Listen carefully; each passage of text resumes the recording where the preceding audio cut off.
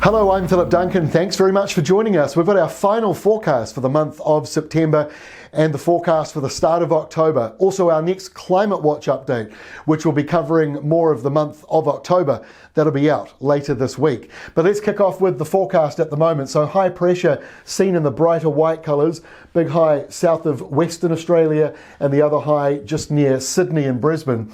It also stretches out across the South Island and towards the Chatham Islands, where there's a secondary centre to it. And then to the North Island, we've got faint areas of low pressure, and they're faint because they're only just getting going. But we will be seeing an area of low pressure deepening around the eastern North Island as we go into Tuesday, and that's going to bring in some rain, some heavy rain, more of it, around Wairarapa and Hawke's Bay. So that's actually good news. But we've got cold weather coming in tonight. Once again, we saw frost this morning in parts of the South Island, some black ice around Dunedin. We're going to be seeing frost inland tonight, not quite so coastal. And by the way, we're about to enhance these maps in the coming weeks. At the moment, below zero only, but what we're going to do is add another layer around the outer edges of that, showing below 2 degrees. So therefore that puts you a little bit more into that frost zone, because the air temperature can be +2 and you can get a frost. So we'll be enhancing these maps in the near future, but this is tonight. The below zero you see in the North Island, that's actually going to be snow showers around Central Plateau. And you'll see why here on the Tuesday map. So there is the low pressure zone sort of consolidating and deepening a little bit. That encourages windy weather around the lower portion of the North Island, around Wellington, Wairarapa and nearby regions, Manawatu in there and Horowhenua. We'll be seeing some heavy rain coming through in that southeasterly from central Hawke's Bay southwards. So Masterton will be one of those places affected by that. Dannyverk as well, getting some decent rain. But then south of it, high pressure over the South Island, keeping things mostly dry. And the rain showers turn to snow in that below zero portion of the Central Plateau. As we move through the week, Wednesday sees that low move away and out to the Chatham Islands. The sun comes back out in those eastern areas, and now we've got the windy west to southwest winds blowing back through, usual weather for this time of the year.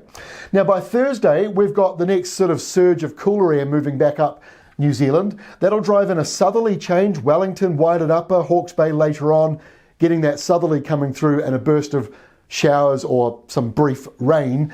High pressure is up here to the north, so that's also encouraging the sou'westers.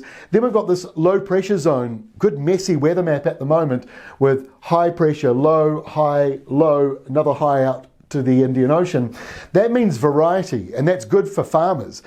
Farmers and growers like variety. It gives us a bit of everything. So we've got that coming through with a weather map like this, certainly unsettled around the country for the final day of September, and a similar story around Australia. As we kick off October, Australia's got 2 low pressure zones sort of bookending it. One on this side around Sydney down to Hobart, also affecting Adelaide and Melbourne and Brisbane. So the whole sort of eastern side, if you like, of Australia. And then on the western side, there is the next low coming into Perth and other western areas with some wet weather.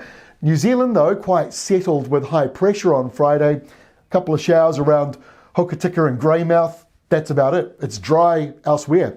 And as we go into the weekend, it stays dry in New Zealand and it gets warmer, because that high is parked near Gisborne and it's driving in this warm air from Tonga, Fiji, Vanuatu, New Caledonia, Norfolk Island, and straight down into the South Island of New Zealand. So this weekend becomes warmer than average in a number of areas, and on Sunday those subtropical winds will move more into the North Island.